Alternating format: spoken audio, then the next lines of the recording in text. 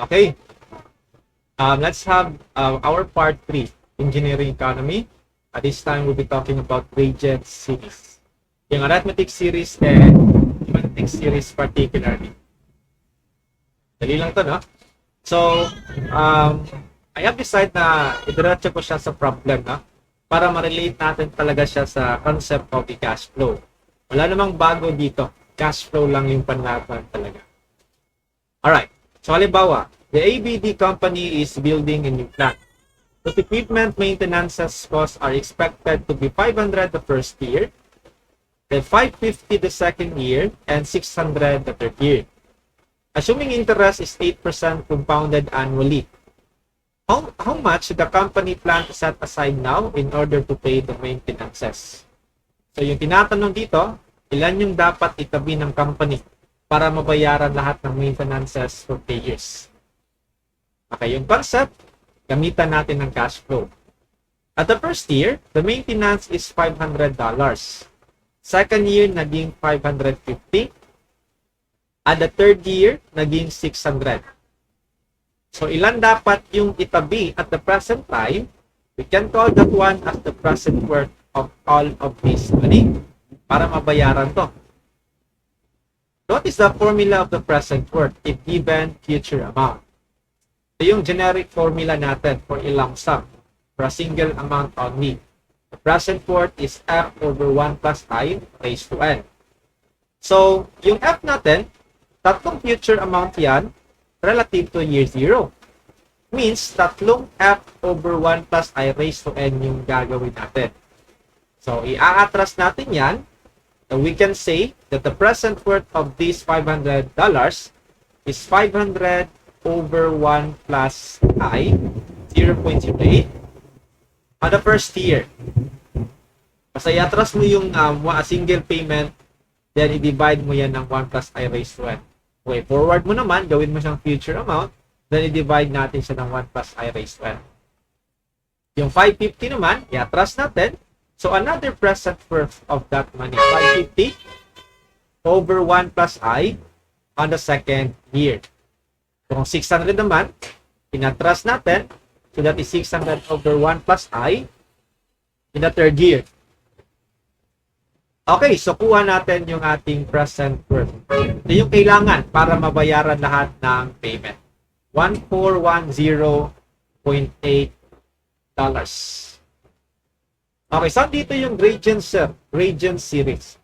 Now, by observation, meron tayong uniform, constant difference between the payment. So, 550 minus $500, $50. 600 minus 550, another $50. So, that means it is arithmetic gradient. Yung pera natin, mamamodel natin using arithmetic gradient. That is a straight line. Okay? Now, by the book, yung formula presented for arithmetic gradient series, ito, for present worth. Ito to, kung kaya nyo bang i-memorize yan. Pero ako, honestly, hindi ko to kaya. No? Siguro kaya for the first few weeks. Pagdaan ng ilang weeks, wala na, kakalimutan ko yan. Pero future worth naman, is ito. That is just by multiplying this single amount P by 1 plus I raised to N. Yung G dito is the $50. Now, as you can see dito sa previous solution, that is just summation of F over 1 plus I raised to N.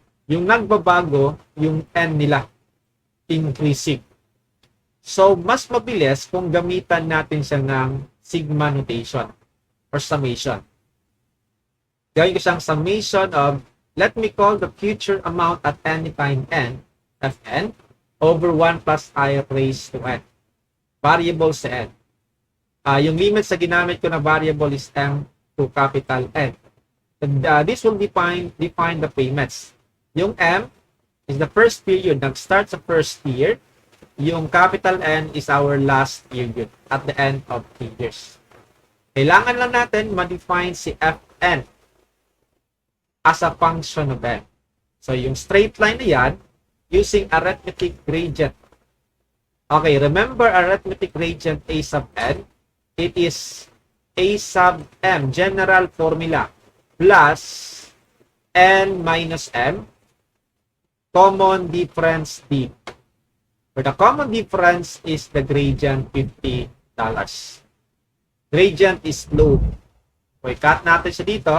That one is 50 per 1 unit year.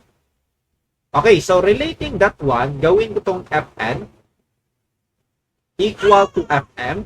Yung A ko, ginawa kong F, plus n minus m. Yung common difference natin is the gradient 50G. What is our Fm, sir? That will be the first payment. That is $500. Yung n natin is still variable.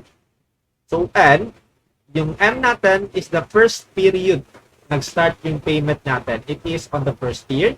Yung G natin is $50. So, itong lahat ng yan, isupply natin dito. Let the calculator do the calculation. Okay. So, variable sa n, yung n dinefine from first until the third year. Kuha natin yung present worth. 1410.8. Madali. No? Although you can do this one, i-atras mo lang lahat like what we did kanina. Pero magagamit natin yung summation, halimbawa, for 20 years na yung gradient. So, wag mong sabihin, iisa-isahin mo. Napakarami niyan. Okay? Alright. Next problem. I-twist natin yung problem na to. So, it is expected to have 500 the first year. Then, naging 150 the second year. Lumiit siya. Okay, on the third year, 200. On the fourth year, 250. Then, increasing $50 per year. Merong constant increase all throughout the 10th year. Okay? All throughout the 10th year. So, yung gradient natin is starting from the second year. A straight line. This one is not included in the gradient. Separate talaga natin yan. So, ganun pa rin. Yung tinatanong dito is how much should the company plan to set aside with an interest of 8% compounded annually. That is the equivalent present worth of all of this maintenance. Yan yung tinatanong.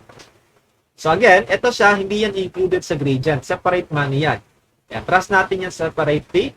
And ito naman, gamitan natin ng sigma notation. I-atras natin siya to the present time. So, the same G, yung increase natin is $50 per year. That means, starting from the first year, yung present worth natin is F1, yung pera natin at the first year over 1 plus I, raised to N. That's on the first year. Now, itong lahat ng pera dito is gradient. So, we will use the sigma notation. Summation of Fn. Alright, that is our Fn that we change lang the variable.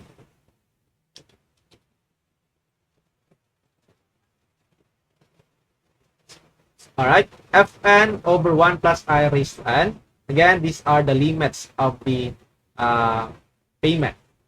So, mangyayari dito, again, define natin si Fn, that is Fm plus n minus m times common difference G. Dinefine natin yung line yan. So, yung Fm is the first payment of the gradient series, 150. Yung n is variable. Yung m is the payment, I mean the period, the time period of the first payment of the gradient series. It is on the second year. Common difference is the $50. Okay? Starting from here, F1 is 500 over 1 plus I raised to first year. Nasa first year yan. Then, ito naman, i-apply natin siya dito. Alright? So, ito yung ating buong Fn. 1 plus I, variable si n. Then, yung limits starting from the second year. Yan yung gradient natin until the 10th year. So, kuha natin 2340.12. Okay? So, madalas magbigay yung examiner natin ng gradient series problem. Alright. Next problem. A newly acquired equipment requires an annual maintenance cost of 10,000 pesos. If the annual maintenance cost is increased 20% each year, for 10 years, what is the estimated present worth of the maintenance cost if money is worth 15%? So, okay, using cash flow diagram, 10,000 pesos in the first year, then nabanggit dito, annual maintenance cost is increased 20% each year. So kung 10,000 dito, at the second year, 12,000. Bakit 12,000, sir? Kung nag-increase ka ng 20% of 10,000, that is 10,000, 1 plus 20% increase. Okay, so kaya naging 12,000. So sa fourth year naman, on the third year, so magiging, basihan dito is 12,000. 12,000 times 1 plus 0.2 or 1.2 yung multiplier natin. So this will follow this time a geometric gradient series. Okay, paano natin malalaman kung geometric gradient series ng sir? This time, we are sure na hindi na siya arithmetic kasi kung kukunin natin yung common difference, yung difference, 12,000 minus 10,000, meron kang $2,000. Ito naman, 14,400 minus 12,000, iba yung common difference natin. You have 2,400. Okay, so, mangyayari dito, meron silang common ratio. And that is the 1.2, yung increase. Common ratio. 20% increase, kaya 1.2. On common ratio this time, geometric gradient na yan. Okay? So, gusto natin makuha yung equivalent present worth of the money. Gawin natin, i-atras lang natin siya. So, by the book, ito naman yung formula for present worth. Okay, where W is 1 plus G over 1 plus I, and G is 0.2. But, I will not use that one. This is for me to be uniform in my solution always. Gagamitin ko tong sigma division. So, Fn, the same parent kanina. Yung M and N are the limits. Yung Fn this time, that will be defined as geometric gradient. So, geometric gradient, A sub N, the formula kung meron kang common ratio is A sub M R raised to N minus M. So that F sub N, gawin ko siyang F sub N, equal to Fm, the first payment, common ratio N minus M, that will define that curve. Okay? So Fm is the first payment, 10,000. Yung R is the increase, 1.2 each year.